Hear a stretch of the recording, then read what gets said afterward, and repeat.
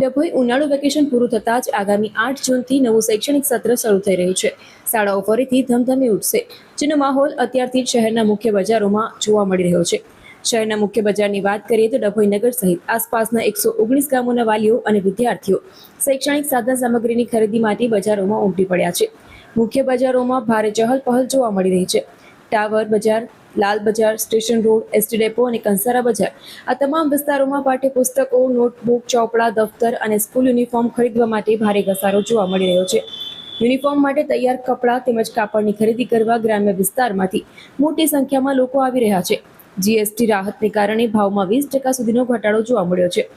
વેપારીઓ અને વાલીઓના જણાવ્યા અનુસાર સરકારે જીએસટી માળખામાં કરેલી અનુકૂળતાને કારણે આ વખતે ચોપડા અને શૈક્ષણિક સામગ્રીના ભાવમાં આશરે 20% જેટલો ઘટાડો જોવા મળ્યો છે. ભાવ ઘટાડાના કારણે વાલીઓમાં પણ ખુશીનો માહોલ છે અને તેઓ રાહત અનુભવી રહ્યા છે. ગુજરાતી માધ્યમના પુસ્તકો ઉપલબ્ધ, અંગ્રેજી માધ્યમમાં થોડી અછત. ત્યારે બજારના સૂત્રોના જણાવ્યા મુજબ ધોરણ 1 થી 12ના ગુજરાતી માધ્યમના પુસ્તકો પૂરતા પ્રમાણમાં આવી ગયા છે. તેની ગુણવત્તા પણ સારી છે, જેથી કોઈ તકલીફ નથી. અંગ્રેજી માધ્યમના પુસ્તકોમાં અત્યારે થોડી અછત છે કે તકલીફ જોવા મળી રહી છે, પરંતુ વેપારીઓનું કહેવું છે કે ટૂંક જ સમયમાં આ પુસ્તકો પણ આવી જશે. આથી વાલીઓએ બહુ પરેશાન થવાની જરૂર નથી.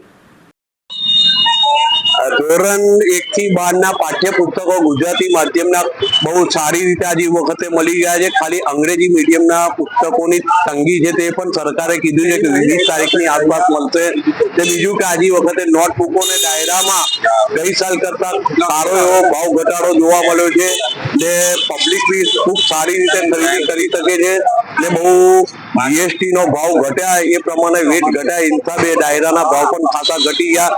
જે ગઈ વખતે 75 રૂપિયા તો એ આજે વખતે 50 રૂપિયાના ભાવમાં મળતો થઈ ગયો છે.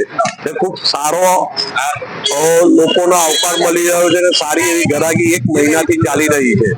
ને ગુજરાત સરકારનો બી ખૂબ આભાર કે ગુજરાતી મીડિયમના પુસ્તકો વહેલા ટાઈમસર મોકલી દીધા છે.